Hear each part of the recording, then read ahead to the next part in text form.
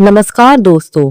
सोचिए आप सुबह न्यूज पढ़ते हैं, कहीं लिखा होता है इस शहर में अपराध 200% बढ़ गया, या फिर कोई कहता है यह दवा 90% लोगों पर काम करती है, या चुनाव के समय यह पार्टी जीत रही है, सर्वे यही बता रहे हैं। पर क्या आपने कभी सोचा है कि इन सब नंबर्स के पीछे सच्चाई क्या होती है? कई बार नंबर सच बताते हैं, लेकिन कई बार नंबर्स हमें गलत दिशा में ही ले जा सकते हैं। यही इस किताब how not to be wrong the hidden maths of everyday life का मुख्य विचार है। जॉर्डन एलिनबर्ग, जो एक मैथमेटिशियन है, बताते हैं कि मैथ सिर्फ स्कूल की किताबों में नहीं होता। मैथ्स तो हमारे चारों तरफ है, राजनीति में, मेडिकल रिसर्च में, खेल में, इकोनॉमी में, और यहाँ तक कि हमारी रोज की डिसीजन मेकिंग में भी। इस किताब का मकसद है हमें यह सिखाना कि कैसे नंबर्स को सही तरीके से समझें ताकि हम गलत फैसले ना लें। तो चलिए शुरू करते हैं मैथ्स की उस दुनिया में जो हमारी एवरीडे लाइफ को क्वाइटली कंट्रोल करती है। मैथ सिर्फ कैलकुलेशन नहीं है। बहुत लोग सोचते हैं कि मैथ्स का मतलब है एडिशन, सब्ट्रैक्शन, अलजेब्रा, इक्वेशंस, लेकिन लेखक कहते हैं मैथ्स असल में सोचने का एक तरीका है। इसे आप ऐसे समझिए, अगर कोई कहे इस स्कूल के 90% बच्चे पास हो गए तो यह सुनकर लगता है कि स्कूल बहुत अच्छा है, लेकिन मैथ्स हमें सिखाता है कि हमें पूछना चाहिए कितने स्टूडेंट्स थे, क्या एग्जाम आसान था, क्या सिर्फ अच्छे स्टूडेंट्स ही एग्जाम में बैठे थे। यानी मैथ्स हमें सही सवाल पूछना सिखाता है, और यही स्किल हमें गलत कंक्लूजन से बचाती है। मोर डेटा हमेशा सच नहीं बताता। आज की दुनिया को डेटा एज कहा जाता है। हर जगह डेटा है, social media, surveys, polls, medical reports, government stats. लेकिन एक बड़ी समस्या है, ज्यादा डेटा होने का मतलब हमेशा ज्यादा ट्रुथ नहीं होता। कभी कभी डेटा हमें कंफ्यूज भी कर सकता है। उदाहरण के लिए मान लीजिए किसी शहर में एक साल में क्राइम 100 से बढ़कर 200 हो गया। अब हेडलाइन बनेगी क्राइम डबल्ड। लेकिन अगर शहर की पॉपुलेशन भी दोगुनी हो गई हो तो फिर तो क्राइम रेट वही रहेगा। इसीलिए सिर्फ नंबर्स नहीं, कॉन्टेक्स्ट भी जरूरी है। मैथ्स हमें यही सिखाता है। स्मॉल नंबर्स का ट्रैप, यह एक बहुत इंटरेस्टिंग कॉन्सेप्ट है। लेखक बताते हैं कि छोटे नंबर्स अक्सर हमें गलत कंक्लूजन्स तक पहुंचा देते हैं। जैसे अगर कोई कहे इस हॉस्पिटल में सर्जरी के बाद 100% पेशेंट ठीक हो गए, सुनकर लगता है कि हॉस्पिटल बहुत अच्छा है, लेकिन अगर सिर्फ 2 पेशेंट्स की सर्जरी हुई थी तो तब 100% का मतलब है 2 में से 2। अब सोचिए अगर 1000 पेशेंट्स में से 950 ठीक हुए होते तो सक्सेस रेट 95% होता। लेकिन असल में वह हॉस्पिटल ज्यादा भरोसेमंद होता। यानी स्मॉल सैंपल साइज हमें धोखा दे सकता है। रिग्रेशन टू द मीन, यह किताब का बहुत फेमस कॉन्सेप्ट है। रिग्रेशन टू द मीन का मतलब है एक्सट्रीम रिजल्ट्स अक्सर बाद में नॉर्मल हो जाते हैं। जैसे एक स्टूडेंट किसी एग्जाम में अचानक बहुत ज्यादा मार्क्स ले आता है। टीचर्स कहते हैं बहुत मेहनत की होगी, लेकिन अगली बार मार्क्स थोड़े कम हो जाते हैं। अब लोग कहते हैं इस बार मेहनत नहीं की, लेकिन असल में हो सकता है कि पहली बार रिजल्ट लक और स्किल का कॉम्बिनेशन था और बाद में रिजल्ट एवरेज लेवल पर वापस आ गया। इसे ही कहते हैं रिग्रेशन टू द मीन। यह कॉन्सेप्ट स्पोर्ट्स, इकोनॉमिक्स और रिसर्च में बहुत इंपॉर्टेंट है। मैथ्स हमें ओवर रिएक्शन से बचाता है। हम इंसान अक्सर जल्दी रिएक्शन दे देते हैं। जैसे अगर एक क्रिकेट प्लेयर एक मैच में बहुत खराब खेल जाए तो लोग तुरंत कह देते हैं उसका करियर खत्म हो गया। लेकिन मैथ्स कहता है एक सिंगल रिजल्ट से कंक्लूजन मत निकालो, क्योंकि लक, कंडीशंस, रैंडम वेरिएशन भी रिजल्ट को अफेक्ट करते हैं। इसीलिए मैथमेटिशियंस हमेशा कहते हैं पैटर्न्स को समझो, सिर्फ आइसोलेटेड इवेंट्स को नहीं।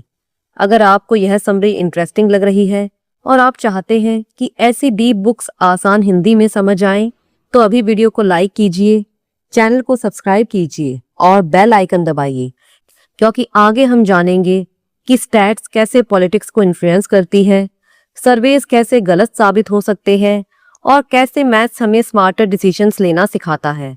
तो चलिए अब चलते हैं आगे। कोइंसिडेंसेस हमेशा मीनिंगफुल नहीं होते।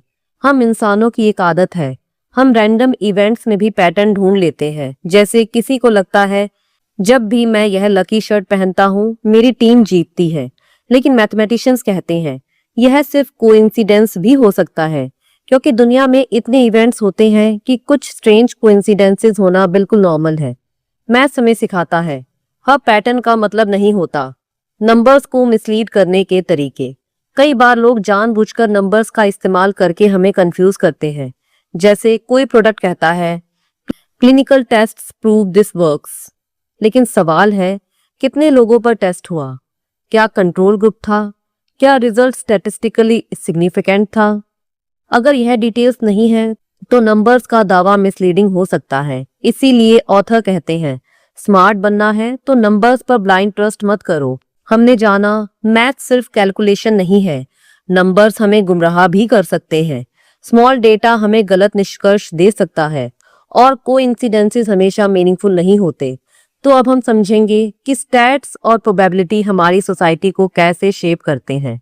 यह वही जगह है जहां मैथ, पॉलिटिक्स, जस्टिस सिस्टम और रियल वर्ल्ड डिसीजंस को प्रभावित करता है। गैरीमैंडरिंग, जब मैथ्स चुनाव को बदल देते हैं। यह एक बहुत इंटरेस्टिंग कॉन्सेप्ट है जो किताब में समझाया गया है।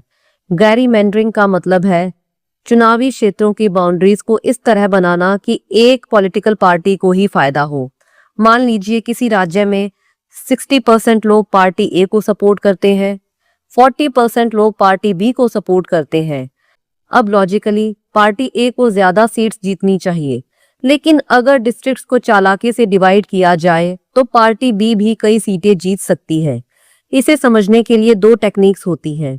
पहली है पैकिंग, ऑपोजिशन वोटर्स को एक ही डिस्ट्रिक्ट में इकट्ठा कर देना ताकि वे सिर्फ एक सीट जीतें, बाकी डिस्ट्रिक्ट्स हार जाएं।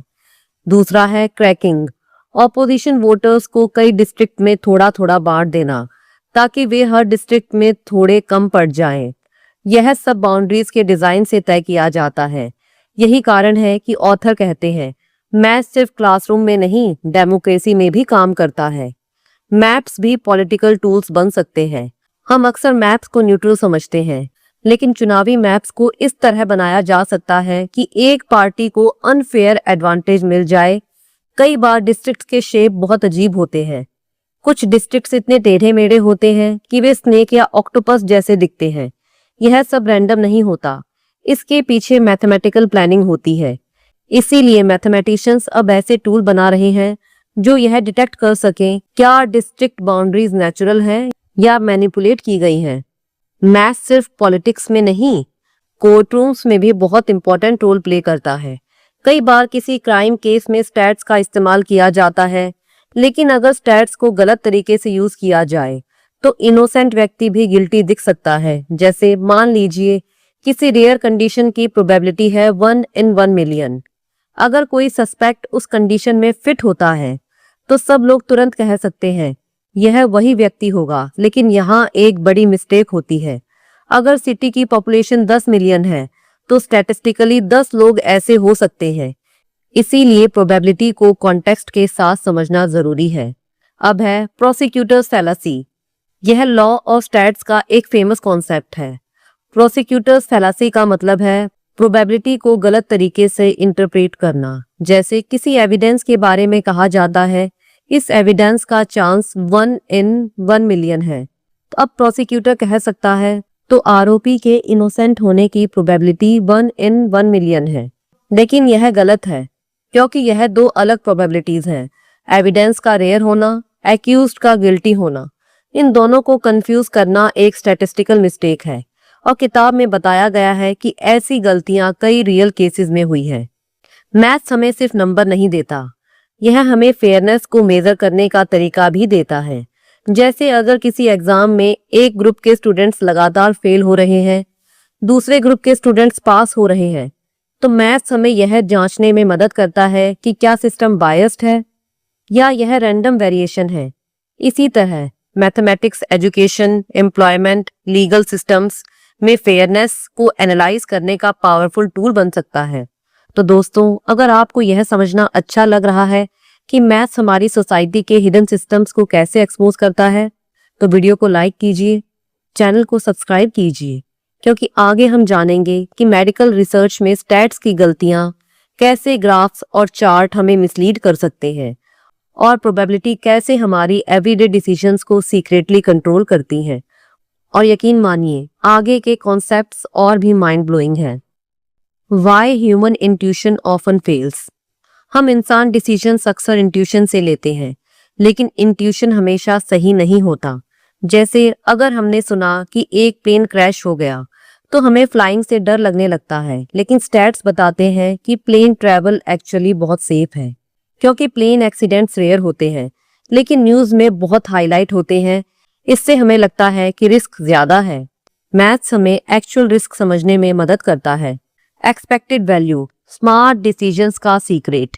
एक्सपेक्टेड वैल्यू एक पावरफुल मैथमेटिकल आइडिया है। यह बताता है कि किसी डिसीजन का एवरेज आउटकम क्या हो सकता है। मान लीजिए एक गेम है, जीतने पर 100 रुपए मिलेंगे, हारने पर 10 जाएंगे। अगर जीतने की प्रोबेबिलिटी ज्यादा है तो गेम प्रॉफिटेबल हो सकता है। कैसीनोज इसी कॉन्सेप्ट को यूज करते हैं। हर गेम ऐसे डिजाइन किया जाता है कि लॉन्ग रन में कैसीनो ही जीते। इसीलिए लेखक कहते हैं गैम्बलिंग में हाउस हमेशा एडवांटेज में होता है। प्रोबेबिलिटी और लक। कई बार हम लक को स्किल समझ लेते हैं। जैसे अगर कोई इन्वेस्टर 2 साल तक लगातार प्रॉफिट करे तो लोग कह सकते हैं यह जीनियस है।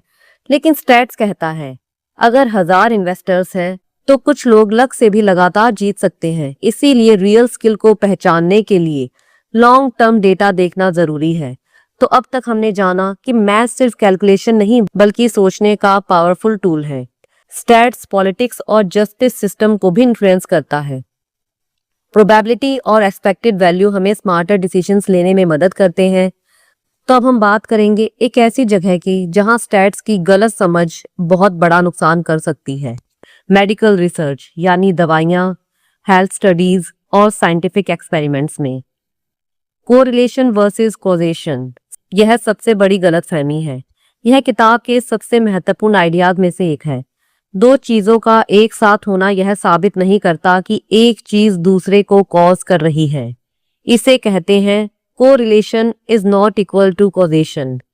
उदाहरण से समझिए, एक स्टडी में पाया गया कि जिन लोगों के पास ज्यादा बुक्स होती हैं उनके बच्चे एग्जाम्स में ज्यादा अच्छा परफॉर्म करते हैं। अब क्या इसका मतलब ये है कि घर में किताबें रखना ही सक्सेस का कारण है? जरूरी नहीं। हो सकता है एजुकेटेड पेरेंट्स के घर में बुक्स भी ज्यादा हों और वे बच्चे को पढ़ने में हेल्प भी करते हों। तो असली कारण कुछ और भी हो सकता है। मैथ्स हमें यही सिखाता है कि कोरिलेशन को कॉज समझना डेंजरस हो सकता है। अब है स्पूरियस कोरिलेशंस। कभी कभी दो चीजों के बीच कोरिलेशन होता है लेकिन वह पूरी तरह रैंडम कोइंसिडेंस होता है। उदाहरण के लिए कुछ स्टडीज में ऐसे फनी कोरिलेशंस मिले हैं। आइसक्रीम सेल बढ़ती है, ड्राउनिंग एक्सीडेंट्स भी बढ़ जाते हैं। तो क्या आइसक्रीम ड्राउनिंग का कारण है? नहीं, असल कारण है समर सीजन। गर्मी में लोग ज्यादा आइसक्रीम खाते हैं और ज्यादा स्विमिंग भी करते हैं, इसीलिए ड्राउनिंग केसेस बढ़ते हैं। यह एक क्लासिक एग्जाम्पल है कि थर्ड फैक्टर भी इन्फ्लुएंस कर सकता है।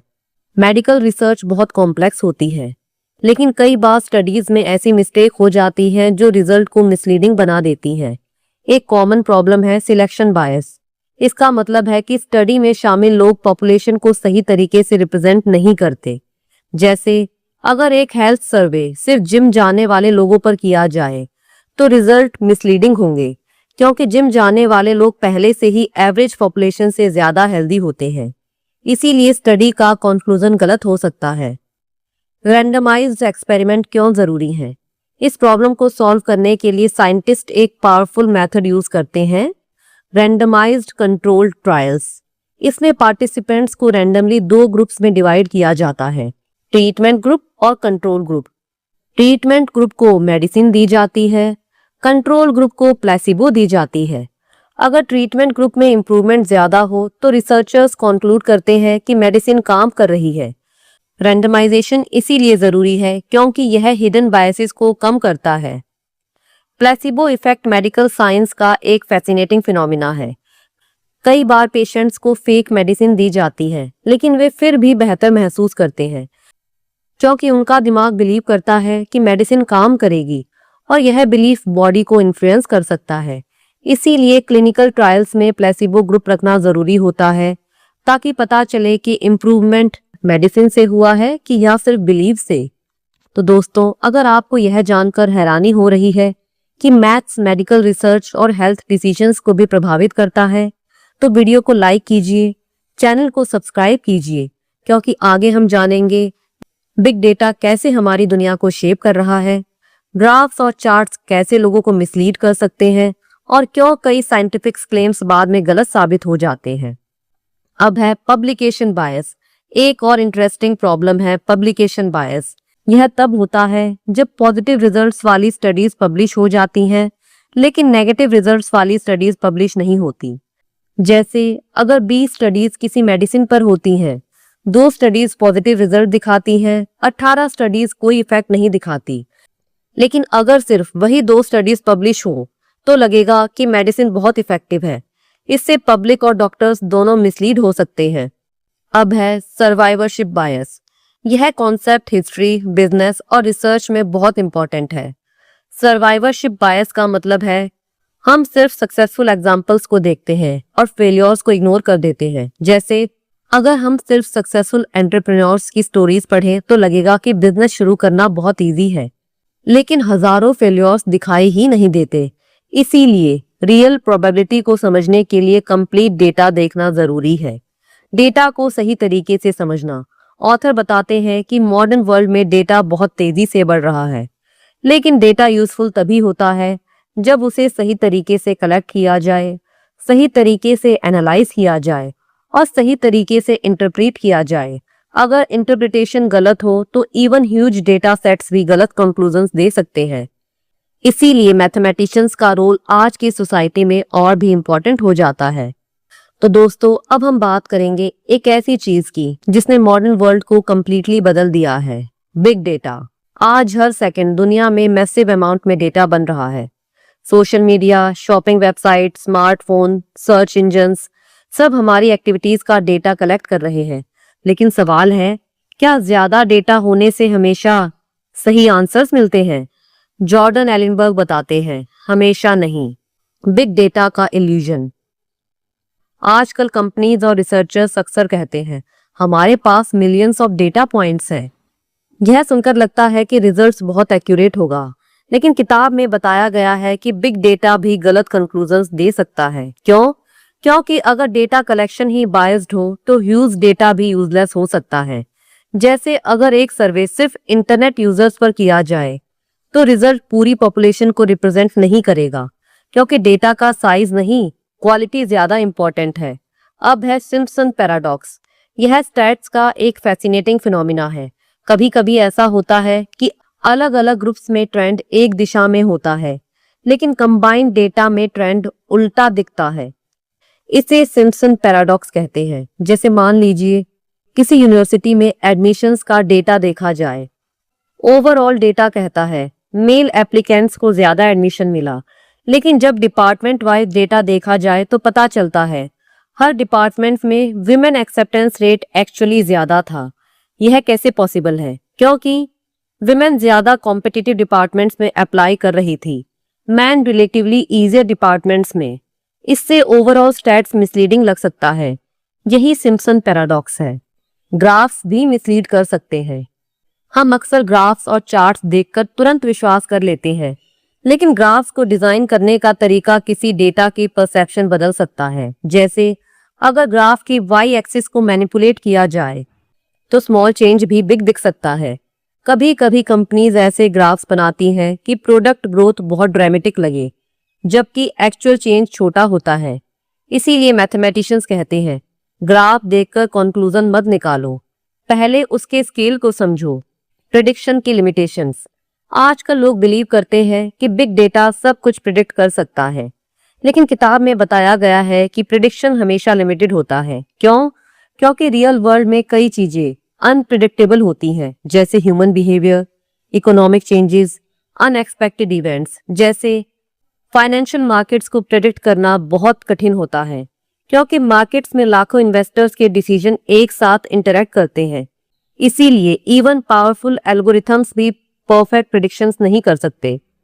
तो दोस्तों, अगर आपको यह समझना इंटरेस्टिंग लग रहा है कि डेटा और स्टैट्स कैसे हमारी मॉडर्न वर्ल्ड को शेप कर रहे हैं, तो वीडियो को लाइक कीजिए, चैनल को सब्सक्राइब कीजिए, क्योंकि आगे हम जानेंगे प्रोबेबिलिटी के डीप कॉन्सेप्ट, रैंडमनेस कैसे हमारी लाइफ को इन्फ्लुएंस करता है और मैथमेटिशियंस अनसर्टेनिटी से कैसे डील करते हैं।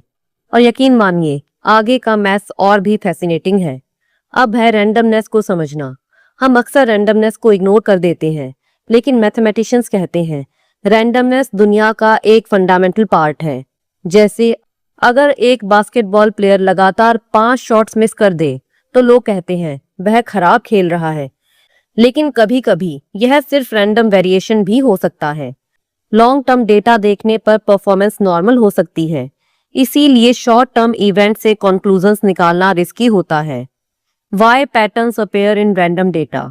ह्यूमन ब्रेन पैटर्न्स ढूंढने में एक्सपर्ट है, लेकिन यही स्किल कभी कभी प्रॉब्लम बन जाती है। रैंडम डेटा में भी हमें पैटर्न्स दिखने लगते हैं। जैसे स्टॉक मार्केट चार्ट्स में लोग ट्रेंड देख लेते हैं जो वास्तव में रैंडम फ्लक्चुएशंस होते हैं। इसे कहते हैं पैटर्न इल्यूजन। मैथ्स हमें यह सिखाता है कि हर पैटर्न मीनिंगफुल नहीं होता। मैथमेटिक्स और अनसर्टेनिटी। रियल वर्ल्ड में सर्टेनिटी बहुत रेयर है। अधिकतर डिसीजंस हमें अनसर्टेनिटी में लेने पड़ते हैं। यहीं पर मैथ्स काम आता है।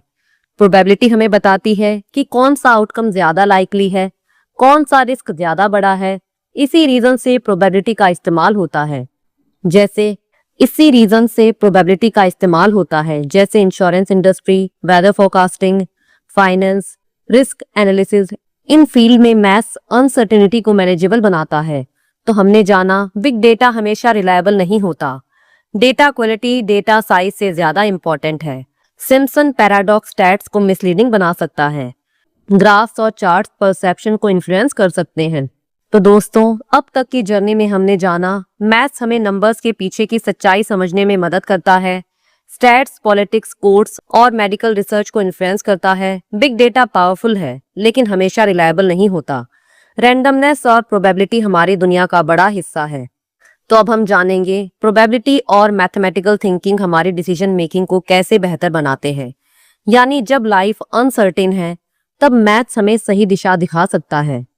लॉटरी और प्रोबेबिलिटी का भ्रम। बहुत लोग लॉटरी खेलते हैं क्योंकि उन्हें लगता है कभी ना कभी तो जीत ही जाएंगे।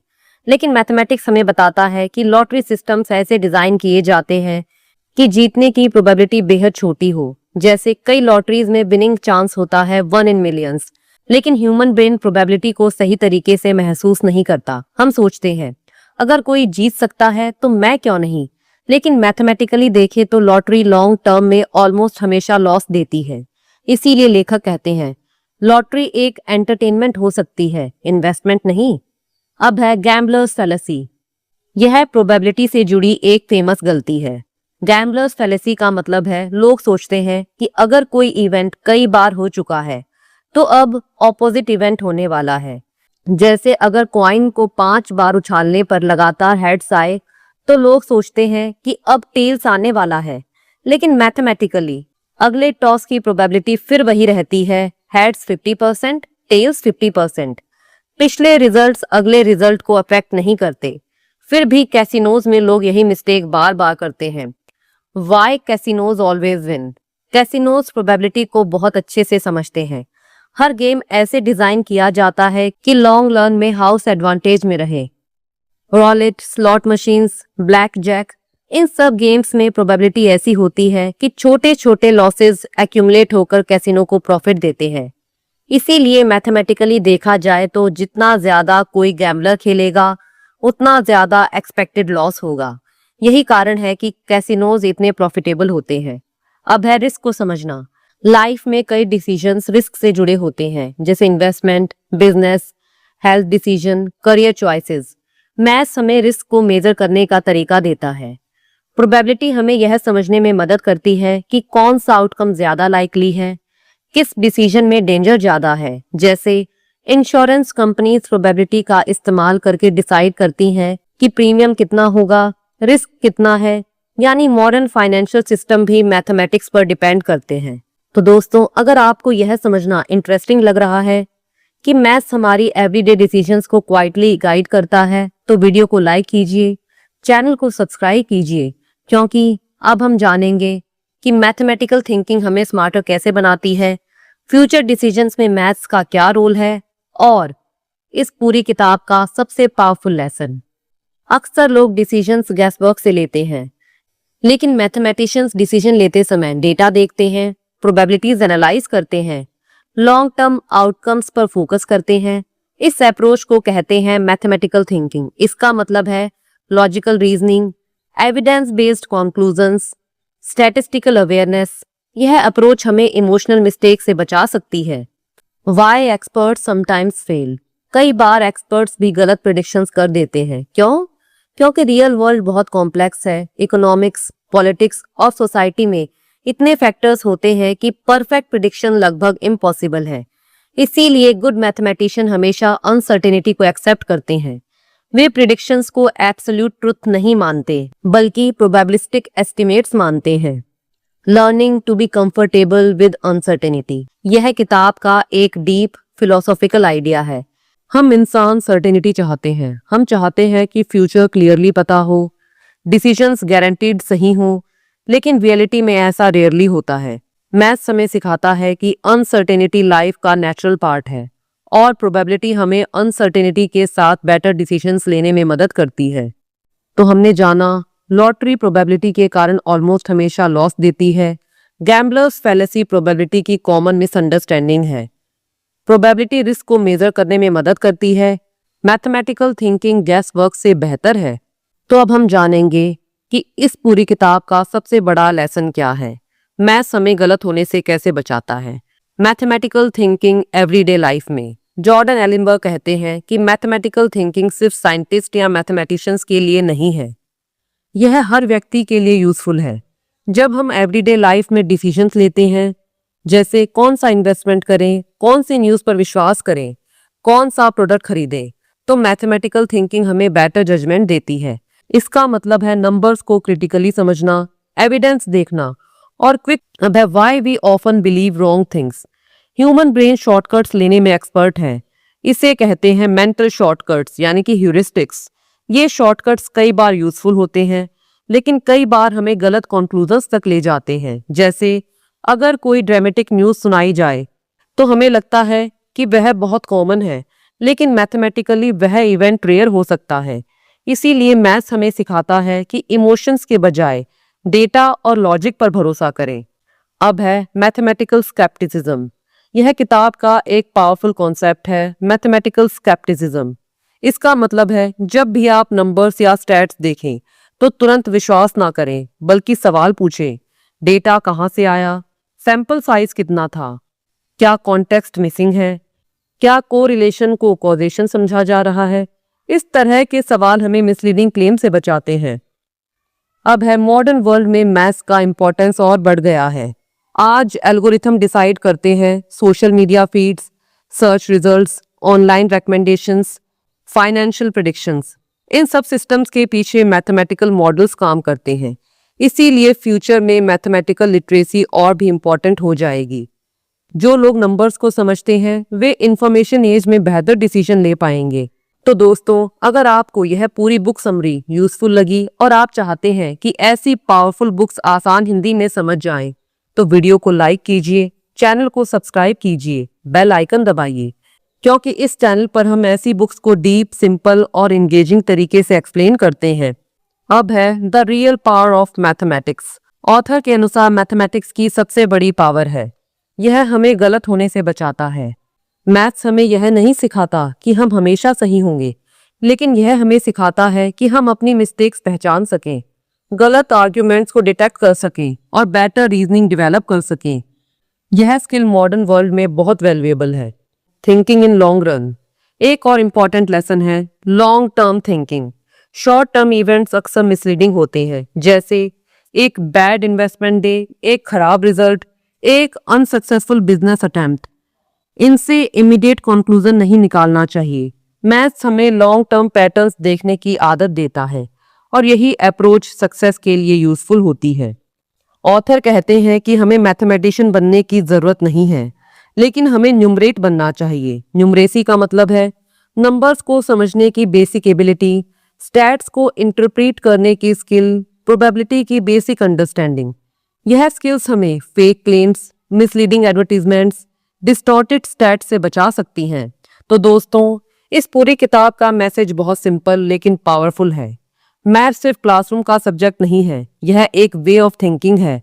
जब हम मैथमेटिकल थिंकिंग अपनाते हैं तो हम न्यूज़ को बेहतर तरीके से समझते हैं, रिस्क को एक्यूरेटली इवेल्युएट करते हैं, डेटा को क्रिटिकली एनालाइज करते हैं और स्मार्टर डिसीजन लेते हैं। जॉर्डन एलिनबर्ग हमें याद दिलाते हैं कि नंबर्स हमें कंफ्यूज भी कर सकते हैं, लेकिन सही तरीके से समझे जाएं तो वही नंबर्स हमें सच तक पहुंचा सकते हैं। और यही है how not to be wrong का असली मतलब। तो दोस्तों, अगर आपको यह बुक समरी पसंद आई तो कमेंट में ज़रूर बताइए आप अगली कौन सी बुक समरी सुनना चाहते हैं। और अगर आप चाहते हैं कि कॉम्प्लेक्स आइडिया सिंपल हिंदी में समझ आए तो इस चैनल के साथ जुड़े रहिए, क्योंकि नॉलेज तभी पावरफुल बनता है जब उसे सही तरीके से समझा जाए। तो दोस्तों, इस बुक समरी को अंत तक सुनने के लिए आपका दिल से आभार, धन्यवाद।